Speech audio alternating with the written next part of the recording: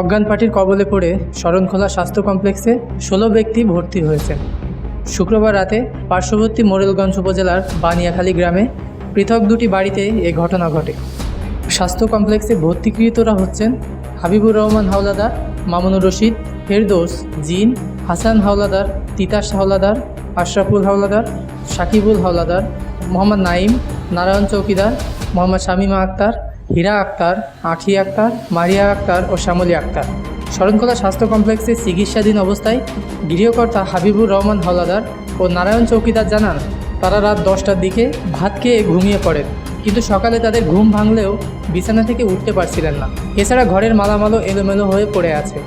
খবর পেয়ে পার্শ্ববর্তী বাড়ির লোকজন এসে তাদের শরণখোলা উপজেলা স্বাস্থ্য কমপ্লেক্সে ভর্তি করেন। তাদের ধারণা, চোরচক্র কোনো এক সময় তাদের খাবারের সাথে চেতনানাশক কিছু মিশিয়ে রেখে গেছে। এরপর ওই দুই বাড়ির স্বর্ণ অলংকার, নগদ টাকাসহ বিভিন্ন মালামাল নিয়ে পালিয়ে যায়।